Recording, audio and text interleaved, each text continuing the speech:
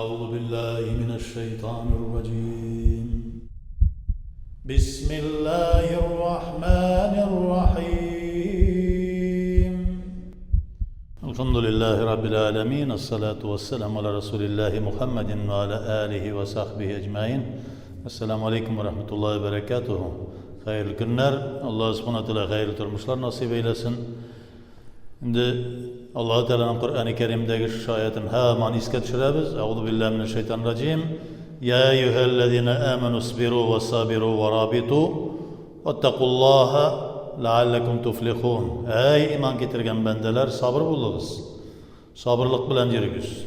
Sabırlık hüküm etigiz. Sabırlıkını takdim etigiz. Ürettigiz. Özünüzde öğrenigiz. Allah Teala'nın şiklerinden çıkmağız, şiklini saklağız. Hem Allah Teala karşısında takva bulunuz. Allah Teala'dan korkup Allah Teala'ya ümitlenip yaşayınız. Hem de belki Allah Subhanahu Teala bütün günahlarımızı gafur edip şunun beraberine cennete kirdi inşallah Teala.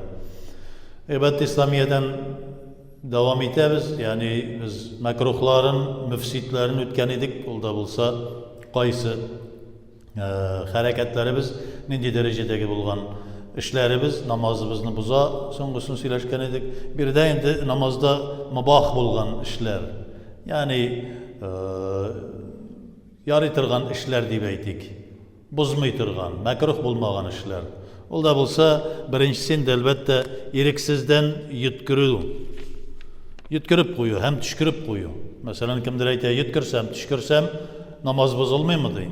Eğer de dikkat kişiyenip yutkürmesen, tüşkürmesen namaz taharetini bozuluk derecedeki birer hal işlenilmezse elbette bir nerse de bulmaz. Lakin iriksizden yutkürüp hem tüşkürgen vakitte ağızdan bir neçe avaz çıksa da o vakitte yani telep tügül bit. Tegisinde biz fesat bula dedik yani müfsitlerinde ol da bulsa uzun telep nersegedir işare kılıp bir iş hariften turgan bir avaz çıkarım. Şulay endi nejiske tiyüden korkup yoki boshqa qat'iy sebep arkasında 3 adım atlaw, şulay namazni buzmay. Bulay boshqa vaqtda 3 adım atlasak namaz buzula.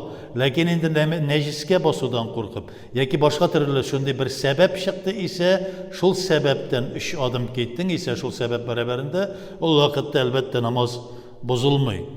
Şulay endi ikindi okugan vaqtda quyosh boyi arkasında namaz buzulmay. Bilibizçe irte namazın okugan vakitte, okup turgan vakitte quyosh çığa başlasa namaz buzula. Lakin ikindi namazına soňa kaldık. Lakin bile turup soňa kaldırırga yaramay.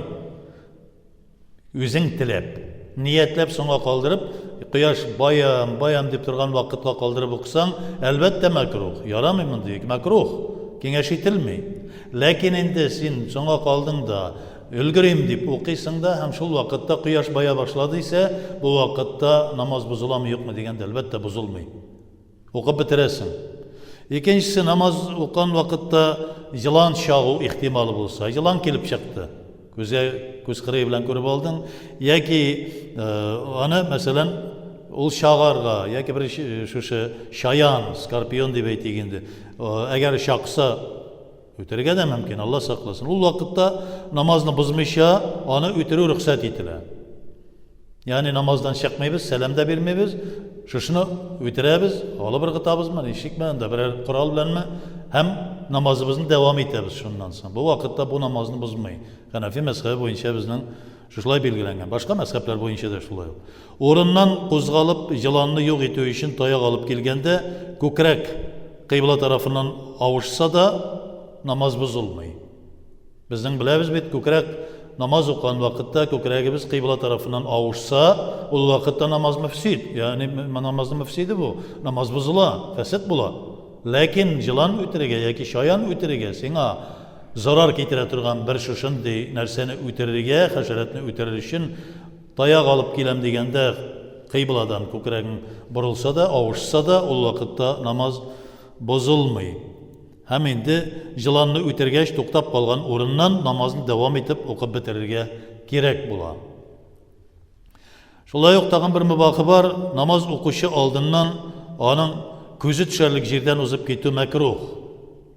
Yani көзі түшерлік, көзі көрерлік дәрежеде, көзге шағылатырған дәрежедегі жерден өтіп кету макрух. Макрух білеміз кішкене генә көп болмаса да бір гүнах була.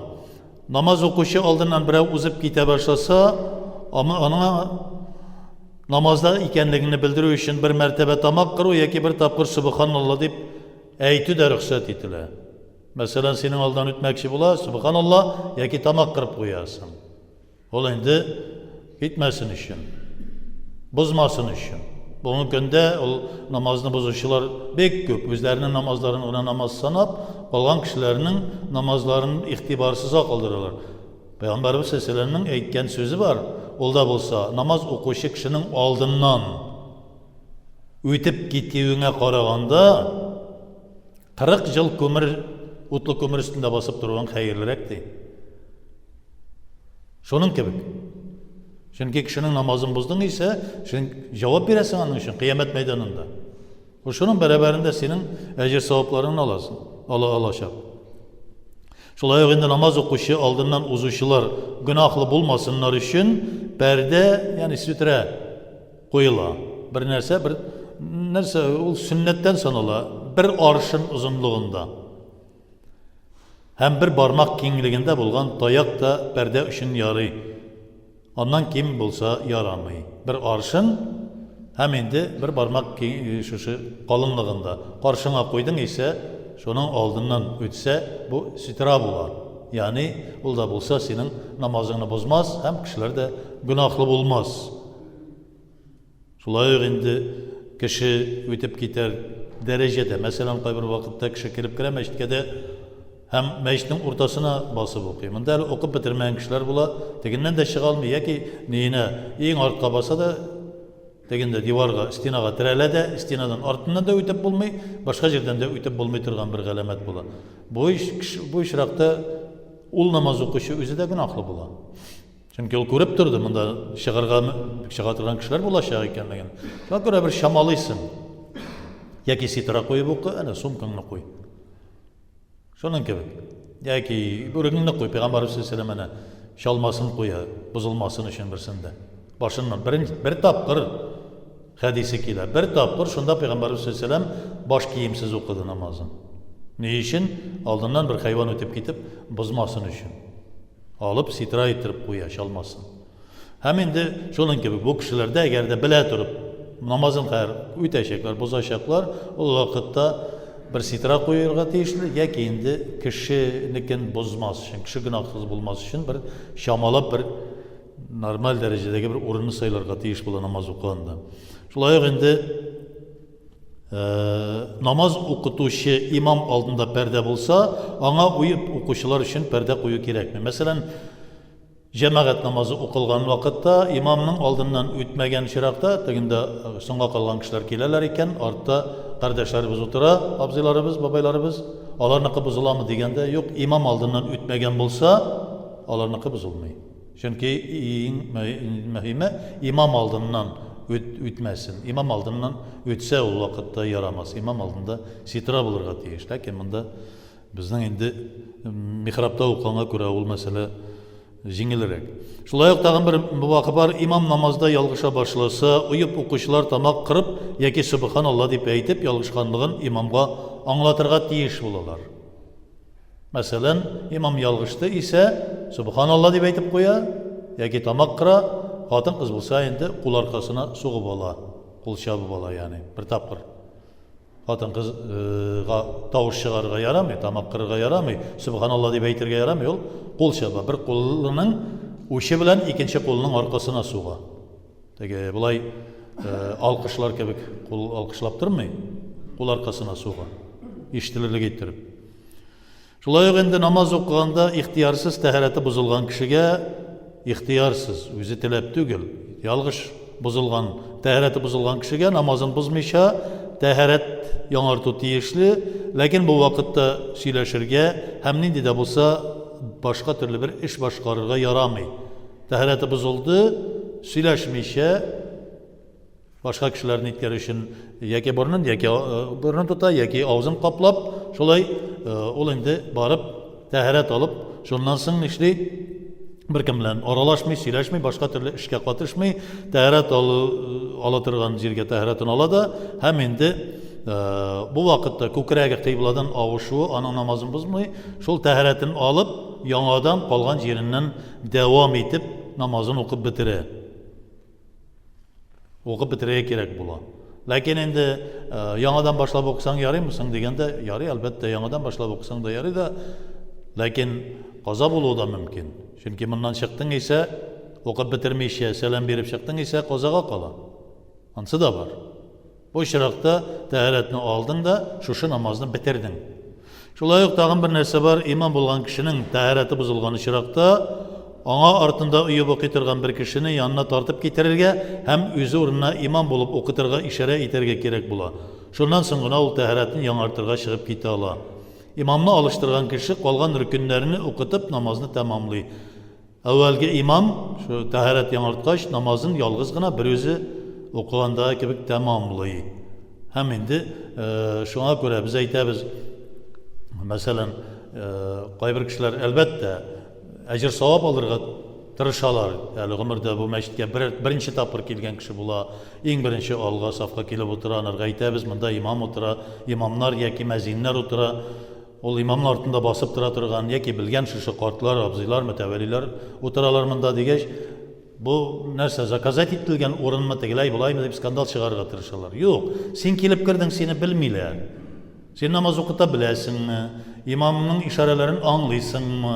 Юкмы? Син аны белмисең. Шуңа күрә анда ашыкма. Әлбәттә әҗр савап алам дип беренче сафка ашыгуның мәгънәсезлек икәнлеген күрсәтә торган хәл. Чөнки син чит кеше. Чит кеше булмасаң да сайланып куелган икенче имам бар, мәзиннәр бар, яки белә торган картлар бар. Алар имамның артында басып торып, имам белән бер хәл булса, имамны алыштыра. Җыгылды, аңын җуйды, авырып китте. Намазны бозарга ярамый бит. Ярар, адам бер кеше җигереп чыгып дигәндә телефоннан шалтыратып, теге скорый помощьны чакырды исә, ләкин калганнары бит укып бетерергә тиеш. Намазны бозу бик зур начарлык ул безнең өчен. Шуңа күрә бер кеше дигәндә чакырды ярдәмгә, мәсәлән, калганнары башка имам килеп басып, шуны укып бетерде. Бу очракта тәһарәте бозылса, имам нишли?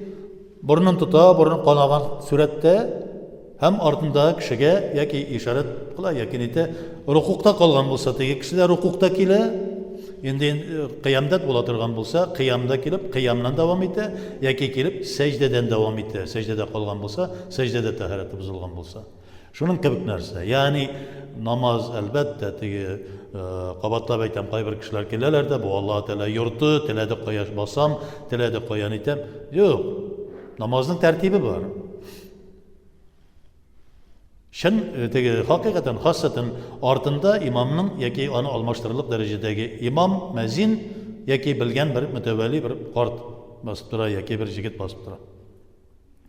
Аннан соң сафлар мәсьәләсенә килгәндә, беренче сафларда мәсәлән, хөрмәткә лаеклы кешеләр, алар инде Аллаһ Субханаһу ва Тәаләгә ни булмасын дип, аларга бер урын бирү кирәк. Талашырга кирәк түгел, мин әҗр савап җыям дип. Ник монда теге бабайлар кайбер вакыт әйтәләр, мин монда утырадыр, мин монда кергән ниятләгән идем дип. Шул вакытта мин утырсам, син заказать иттеңме, мин утырам тегеләй булай дип спорлаша торган, бәхәсләшә торган яшьләр бар. Син анарга урын бирсәң, абзыйны, улы кешене хөрмәт иткән буласың. Үзең дә әҗрле буласың. Әгәр аның белән бәхәсләшеп, мин барыбер бу урында утырам дип тормыйм, китмим, тегеләй булай дип бәхәсләштең исә, намазыңны әҗрен югалтасың. Тегеләй ике әҗрле булдың. Ул кешене ихтирам иттең, намаз әҗрен дә алдың. Булай инде бәхәсләштең исә башкача булды. Шулай ук, әлбәттә, мәсәлән, мәхәлләдә шундый хәл була, кешеләр бер урынга күнеккән булалар. Олылар бигрәк тә. Алар бер урында укырга күнеккән була, яшьләрдә дә бар. Карыйбыз, күрәбез бит инде, һәрбер кеше үзенең һәр вакытта да күнеккән бер җиргә утырырга тырыша. Син яңа килеп кергән кешеләр бар. Бәлки бу мәчеткә бер тапкыр килә, бер җыллап килми яки айлап килми. Булар һәр даим килгәнгә күрә, аларның үзләре бер күнеккән рәвештә алып барасылары килә. Бозасылары килми. Алар шуңа күнеккән. Шуңа күрә ихтирам итәргә кирәк. Мәхәллә мәчетләре ул. Юл мәчетләре, юл өстендәге мәчетләр башка сүз. Yol içinde yakin musalleler, başka türlü söz. Lakin mahalle meçtinin özünün, yani Peygamber Aleyhisselam da bilgirtebeyt. Başta iratlar, onun özünün tertibi var. Ondan sonra balalar, balik olmayan balalar, ondan sonra indi yani hınseler olsa, hınse degen söz, hermafroditlar deyip etik. Andilar da bulurgan mümkün. Ondan sonra indi hatan kızlar. Her birisinin Peygamberimiz Aleyhisselam bilgirtken, yani tertibi var her nersenin. Şuna göre namazın da tertibi var. Onun özünün farzları, vacipleri, sünnetleri, müstehapleri var, mekruhları var, müfsitleri var, mübahları var. Biz onları bilirge tiyiş, eğer onları bilmezsek namazımız afiyetiz, Allah saklasın, kabul bulmağı mümkün, bari tek bir upражнение, fizkulturi kibikine buluğu mümkün, hem onlardan birinin faydasız. Biz kıyamet meydanında uyatta kalığımız mümkün. Allah saklasın. Allahümme teqabbel minna bifazlike ve keramike kabulen hasenen cemilen celilen birahmetike ya erhamar rahimin. Allah.